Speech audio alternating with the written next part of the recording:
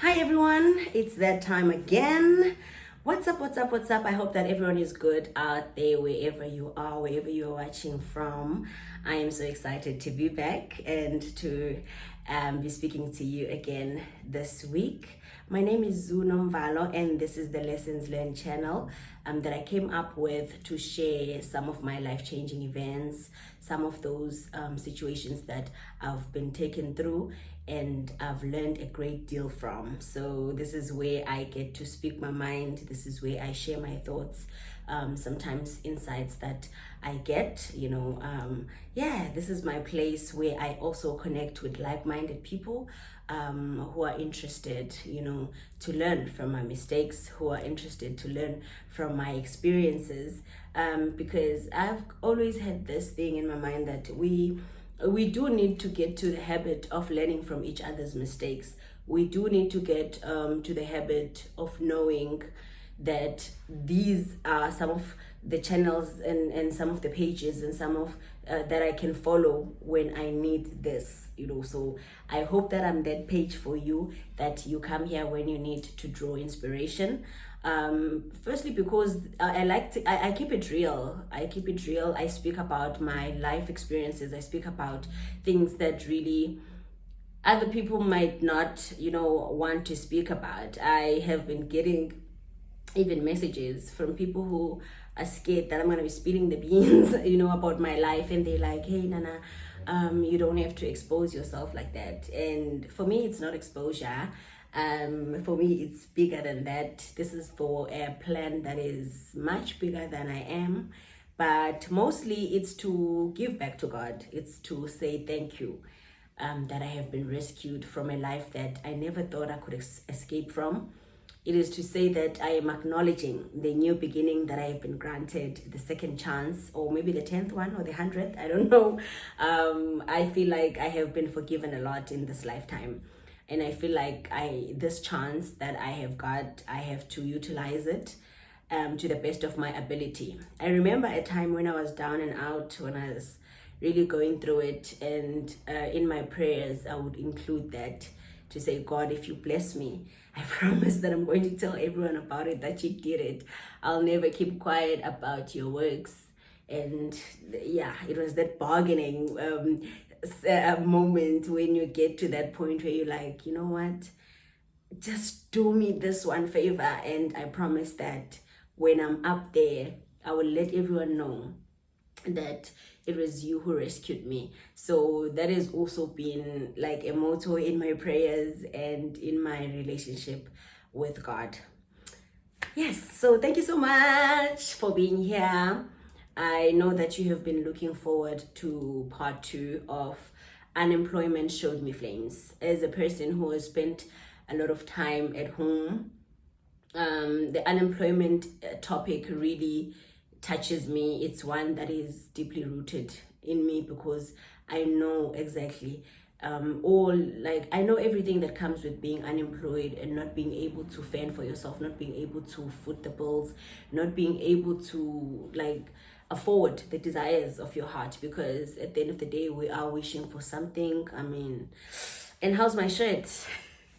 I'm just channeling my American spirit today. I want to go back to that place because it is time for us to get into it. Because I believe that that period impacted my life a great deal. It really changed my life. There was something that happened during that time that changed me, and I was never the same again. There was a shift that happened that time, no matter how visible or invisible it was at the time. But me as a person who was going through it, I felt it. And even today, I still look back at that moment as the equilibrium point, between my before and after. That is when things started making sense, even though not fully, but I was going through so much that something in me snapped awake. So last time we spoke about how I received a message, and I received this message after a week of praying, praying, asking God that I am not okay, I'm not fine, I'm stagnant. I feel like I have so much potential. I feel like I have so much potential. And not just potential, but I also have the drive also. Like, I'm very ambitious. I am passionate. I am somebody who knows exactly what they want in life. And I'm not afraid to get my hands dirty to get what I want and what I dream of. So why were these things happening to me? So when I received that message from this pastor friend, let's call him Mogai. So Mogai is a pastor, and he has just relocated to the United States of America, and he's making waves that side. I've always been a fan of him because he was globetrotting a lot. He was in different countries, Paris, France, and he was leading a very impactful life, from where I was standing, because I could see him preaching and sharing the word. And, I've always respected prophets, because if you have the ability to get downloads from spirit, directly from spirit, about other people's issues, to me, you are an honorable person, because you are a direct link between man and God. So I've always felt, some respect for people who are called by God. So for me, seeing a young man doing all of that, it was like, wow, that's really good. That's impressive. And I love it when I see a young person fired up for God. I mean, it's not something that happens every day or all the time, or especially in my world that time. It was something that, I see other people do it, and it's really inspiring to see how other people can be fired up for the Lord, that they will start traveling the Lord, doing his work, impacting lives. So for me, that person was someone that I looked up to. So receiving a message from him, a message of approval, a message saying that I'm doing well, a message saying that I am making so much noise with my book that he even noticed from the other side of the world. To me, that was a big deal, because I've seen what he has also been doing.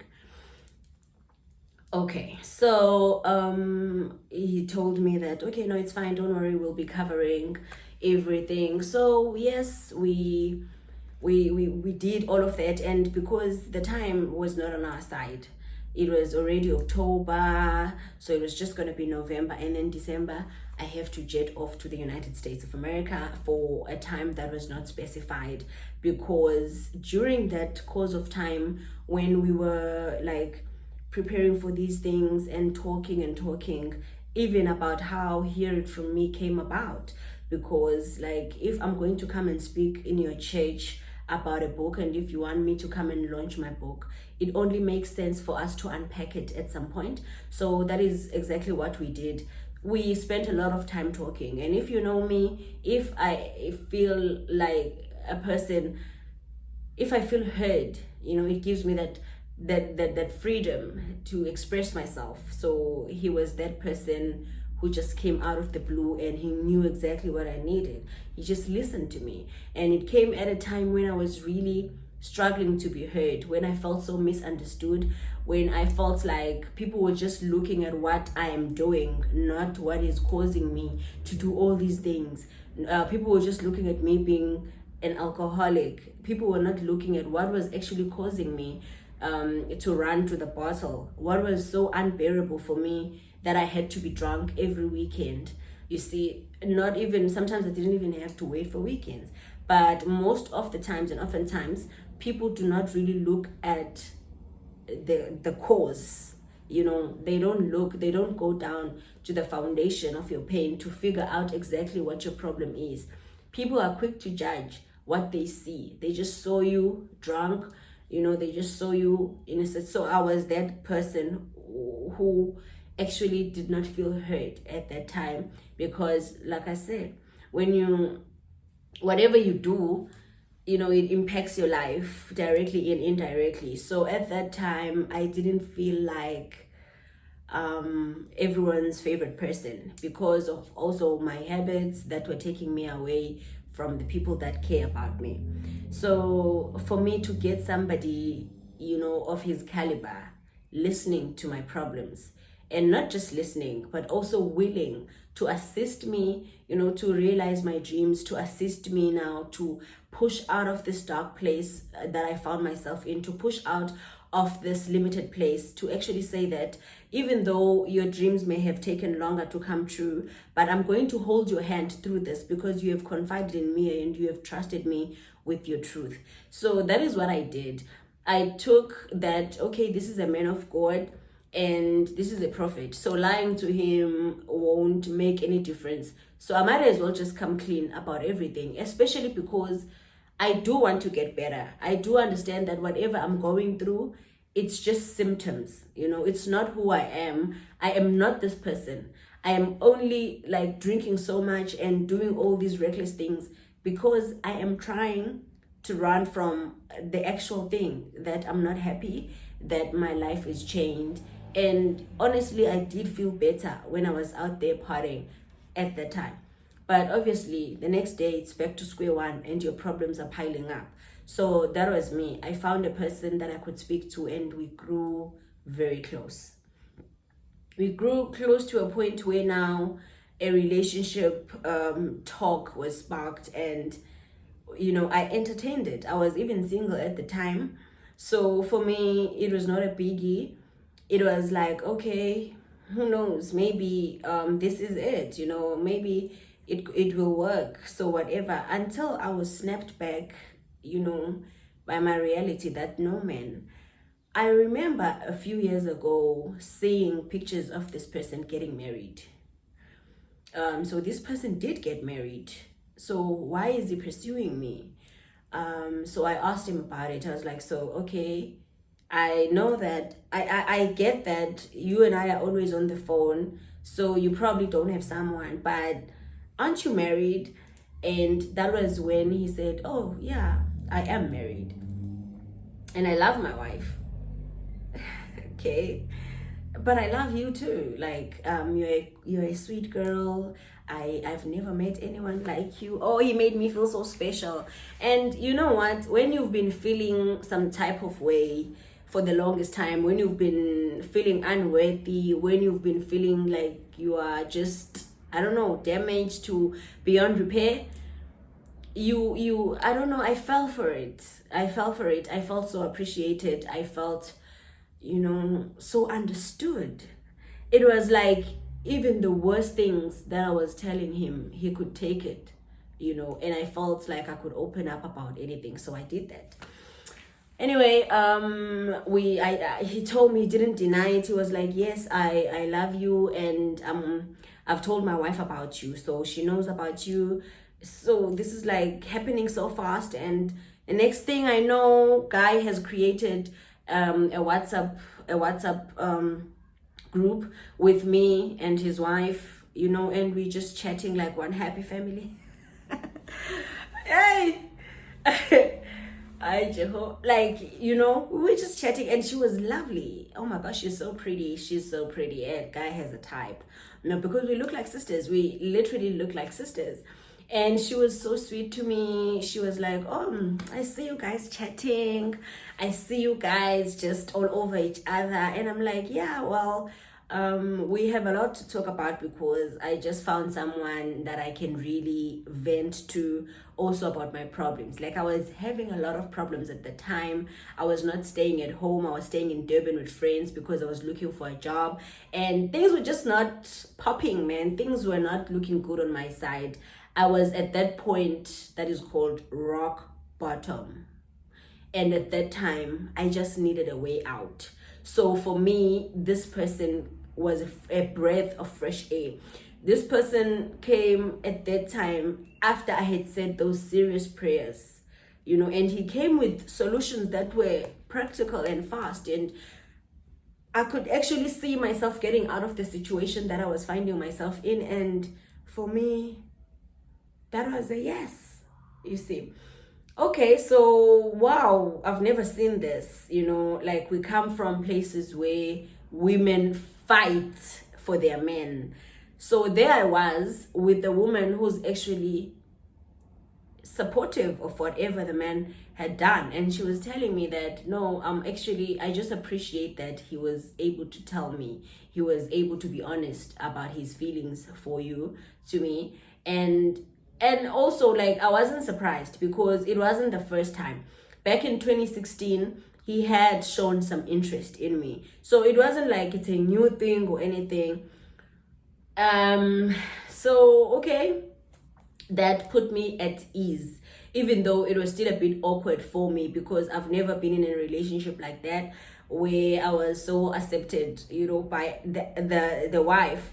It just seemed some type of way for me, but I took it because this is zoo. Like, things that don't happen to other people seem to be happening to me, so it's okay. I took it and I saw like that as something.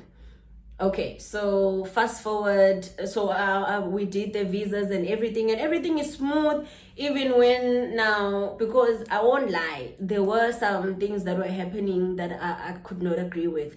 Firstly, Mo guy always wanted to be on the phone with me all the time, like all the time. Mind you, this person is in the United States. We have a 7-8 hour time zone difference, so that means that we like, sometimes when I have to be sleeping, I'm up speaking to him, and it was just like some obsessive behavior. And trust me, like, if you know me, I love my freedom, I love my space. I don't like somebody who bombards me. It was too much. It was too much because it got to a point where now when I was sleeping, he would call my friend just to make sure that I really am sleeping. And he would video call, and she would have to walk to my bed and really show him that I'm sleeping. I would wake up with screenshots that were taken when I was sleeping, and I was not so sure if I was cool with that because I felt like that was invasion of my space and my privacy. I mean, like, so I can't even sleep now. You are just gonna be there. Like, what kind of love is that? Don't you have a wife or something? So for me, that was a bit too much, but I also thought that maybe it was fueled by all the truths that I had been telling him. Oh no, I told him everything, all my shenanigans, everything that I wanted to change from. Because for me, telling it to him was telling it to a man of God, was telling it to somebody who could do something about it, was telling it to somebody who could pray about it, who could intercede for me about it, because this person has a direct link to spirit. This person is a prophet. This person is a man of God. So for me to open up my heart like that, I did it because I knew that in a way I'm helping myself, because this is not how I wanted my life to end. And it was definitely not how it was going to end. Not when I was still alive. Not when there were people who were still seeing me. Not when there were people who were still hearing and understanding where I was coming from. So I felt like, push up, So I opened up, even about my drugs problem, my alcoholism, even some of the problems that I was having, with my mother at the time. And damn, those were prayer points, my guy. Okay, so anyway, fast forward.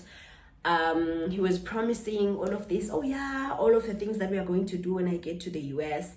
And I kept asking, so where am I going to stay? Like, you're staying with your family, like your wife and your kids, so where am I going to live? And he's like, no, don't worry, I'll sort you out. And you're going to spend the first 3 days in a hotel, and then we're just gonna see how everything goes, and I'll sort you out. Like, everything just seems so easy. And because I'm a person of faith, as much as I've always been a sinner, like, who kept trying, but those people who used to drink with me would tell you, there were times when I was drunk, there was nothing else that I wanted. I just want gospel music. There was nothing that I want. I just want to sit down and pray. And sometimes I would get like lashes from them telling me that I'm a hypocrite or anything. What they didn't understand is that whatever is within me really was yearning for that. And I would listen to gospel and I would feel that contentment because I've always been that person. So for me, it was all systems go. So I got there.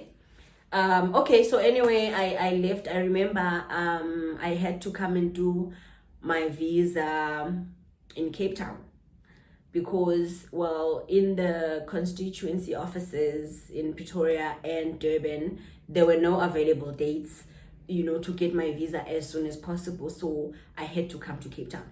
And at that time, when I learned that the only places where I could do my visa was in Cape Town, I was actually ready. I was ready to say no, it's okay. Like, we can wait. It doesn't have to, but it was so rushed. It was like, no, it has to happen right now. It has to, like, this is something that we have to do. So even, okay, I jumped on it, and I felt like, okay, maybe this is just how my things will be sped up, and this is my journey to success. This is my breakthrough. So I have to also be proactive on it. And that is exactly what I did.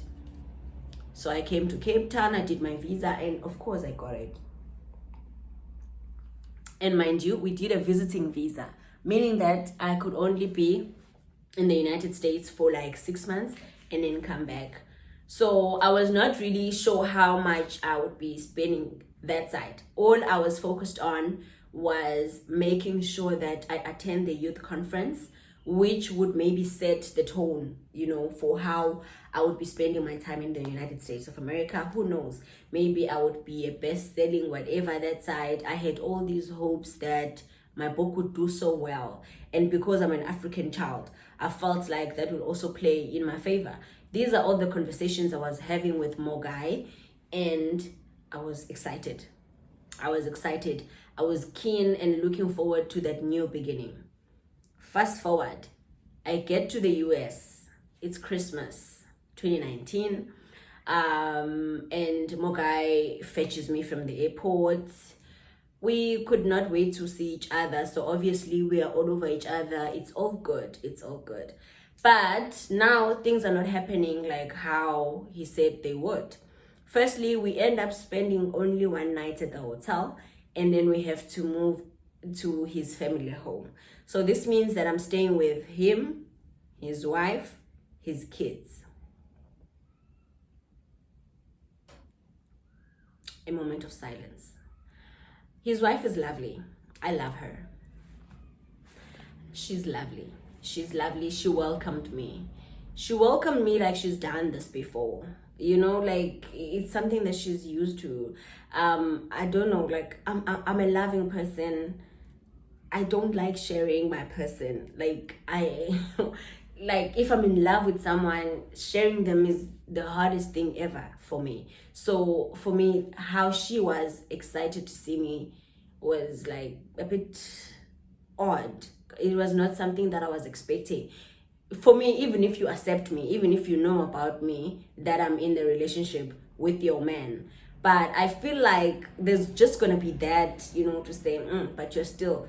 But for me, I got the opposite. She was very excited, and I that kind of put me at ease.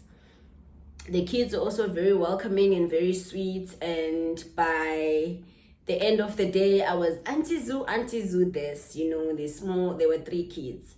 So there's a small one who was always on my back, and before I knew it, the lady was going back to work, because Christmas is over. And I think it was not even New Year's yet when she announced that she'll be going to work. And when she said she'll be going to work, that's when I realized that, okay, so I'm going to be babysitting the children with Mogai, of which we did that. But Mogai was constantly out of the house doing whatever. I don't know, because he kept so many secrets. Like, he didn't want to tell me what he was doing. But most of the times I was left with the kids. And that was when it dawned on me that, why am I here? Firstly, the conference never happened. That's the first thing.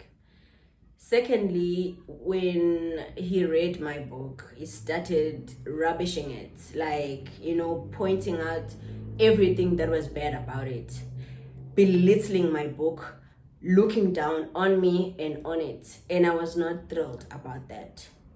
Secondly, Mogai had changed drastically from the person who was all lovey-dovey, always on my case, always want to be with me, to cold, like super cold.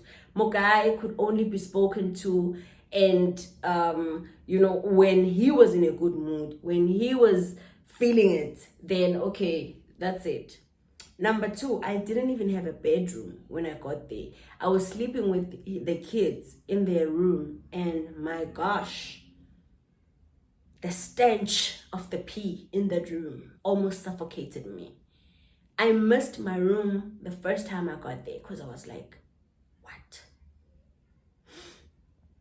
Number three, like, I wasn't sure how I felt about this thing of having to look after kids. I know that I'm staying in your house. I know that you are helping me. You are doing this because you are but I don't see how you're helping me at this point, because what I came here for initially hasn't happened. But it's fine. We can't rule that one out because you are the boss. You can still change. You can still make some changes. You can still arrange for another conference to happen. But I just feel another way, man. I'm getting a different vibe from all of this. So every time when I'm not feeling good, I speak to my sister. I'm very close to Ngono. So I speak to my sister on the phone and I tell her everything that's going on. Hey, dude, like, it's really not how I expected it to be. Mind you, Ngono had never warmed up to Mogai. Because I remember when things started getting heated up between me and Mogai, and there was even a point where Mogai sent money to my friend that I was staying with in Durban to buy me a promise ring. So, well, the ring was bought. I remember that my sister was not so happy about that. And Mogai even asked for my sister's number. And my sister was like so cold towards him. So for me, like, she was the first person I had to speak to about it. And that's how it started. So I told her about everything, and I realized that the more I told her stuff, the more things got worse in the house. But at that time, I could not put a finger on it, like, as to what was actually going on. But I knew that there was something fishy, even though I did not know what it was. I was very frustrated because I was not going out. I was in the house 24/7 looking after those kids. And he will just come in and ask, oh, please make this for me. Or please, like, I was actually a maid. And you know what? When I spoke to my mom about it, my mom was like, Aizu, but don't be like that. These people are helping you. Like, they booked your flights, and just be grateful, But I was like, why am I here? That was a question that kept ringing in my head, because clearly you are not prepared. If I don't even have a bedroom, when I thought I'd have my own apartment, I can't even have a bedroom. I'm sleeping on blankets that are smelling of pee. Why am I here? That is the big question. Another thing, guy is just acting strange and distant. So for me, that is when it started to dawn on me that those red flags should not have been ignored. I could have known, man, that this was all too good to be true. So I spoke to my sister. I told her. And then my sister and I would get on it, and she also saw what I was seeing. And then Mogai will just come in randomly and ask about my sister. And I will answer and lie, of course, because I'm not going to tell you that I've been gossiping about you or that I've been venting to my sister that you are treating me exactly the opposite of how you promised that you would. I won't tell you that. Of course, I'm going to sugarcoat it. I'm going to say something else. I'm not going to even mention that we're talking about you, because, where am I? Why am I here? So I can't show you that I can even see what I'm starting to notice, because I don't even know who you are, That is when I started seeing that, unemployment has taken me very far this time. And this is actually not a place where it's even easy to say, okay, I'm taking my clothes and I'm going back home. Where are you going to go? It took you 2 flights to get here. You didn't even have money to come. So how are you going to go home? That was the situation that I found myself in. I was not happy from the word go, because I wasn't there to look after kids and clean your house. I was there to launch my book and do something with my life. Anyway, time went by, and there came a time now where I had to get a job. I think I remember I got a job at the beginning of Feb, and obviously because I had a visiting visa, that meant that I did not have the right papers to work. So what happens that side is that if you want to work, you take someone else's papers and then you go and look for a job and you get it. So I also did that. I got a job and then I was working. 2020 February, I remember how excited I was to get a job, because I had been in South Africa for the longest time and not being able to work. So for me, that was awesome. For me, that was like, hey, Batman, what do you have in store for me? Even though I was very unhappy, but I was actually glad that I was going to go to work and I don't have to be in this house with everyone the whole day. So for me, that was a relief, and also a chance to do something for myself, make my own money, all of that. So I was like, thank you, God. Sometimes our blessings don't come as what we prayed for or what we had anticipated that they would come in, that shape. But I was glad that I have a job. Okay, now in America, every Friday is payday, and there's a card that I received where my pay would now be deposited every Friday, according to how many hours I had worked. So this was all very exciting. Who gets paid every Friday? You see, so that was like huge. Started getting paid. I remember when COVID hit in March, I was working 6 days a week. I remember that each week there was a week when there were weeks where I was making like $900 a week, because I was working 6 days a week. Now, where is the problem? The problem starts now when Mogai will just come and randomly ask about my sister. And then when I have lied, I noticed that he will make a funny sound, to prove that I was lying. And then he will just start maybe hinting on what we're talking about. So it got to a point where I realized that I was hacked, that he knew everything that was going on in my phone. I actually went onto my Google and I pressed everything there until I came across this. And I realized that he had actually started stalking me when I was in South Africa. He was getting a list of where I am, the street, house number, everything, literally. Even the school, if I'm next to a school, it will say a school. I was totally freaked out, because that's when I realized even my WhatsApp were listed there, even the things that I check on YouTube, even my Google searches, everything. Mogai was onto me. I froze. That's when I saw that, no. What is this? Why am I here? That was the question. That was the big question. Why am I here? So this went on, and Mogai was like, okay, so you're starting work. You did tell me that you want to save money, that you are behind in your life, that you would like to do something. So I'm going to help you to save. So I'm going to keep your card for you. What card? The card where you get your salary. Even my wife, it stays here with me. And he showed me. And for real, it was there. The wife's card in his wallet. So my salary has to go to him.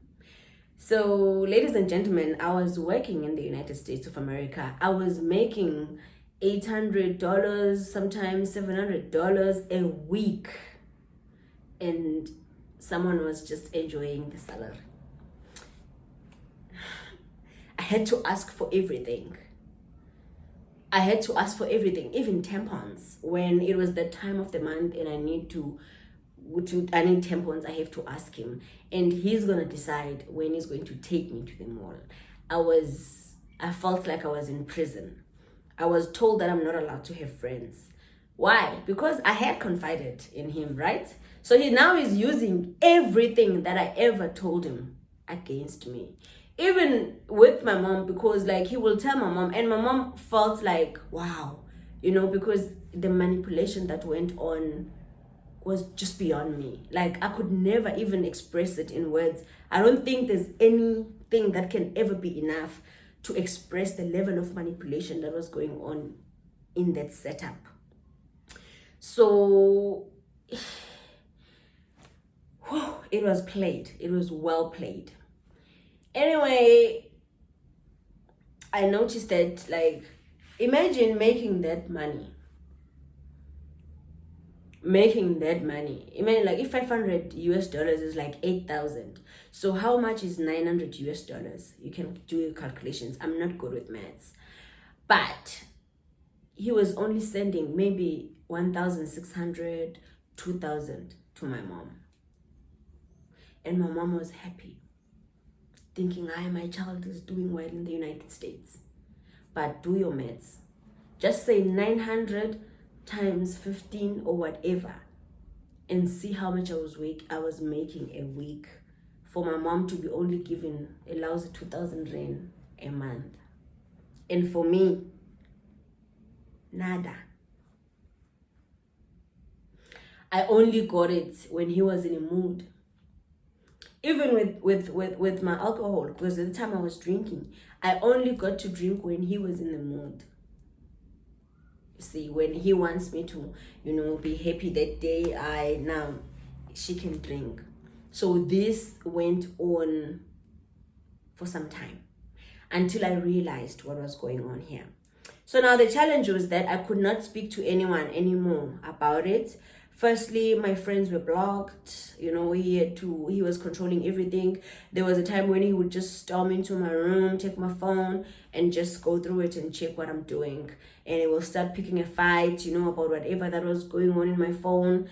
Sometimes you get those people who just randomly call you on Messenger, people that you don't even know. And then he will start fighting with me and demanding to know who they are, even to the point of putting a knife here or strangling me. There were times when I went to work with red marks on my neck, and people at work will start asking questions as to what is really going on in that house. So much was going on, and I was powerless. And I forgive the wife, because there's nothing much she could have done. Mokai is a bully.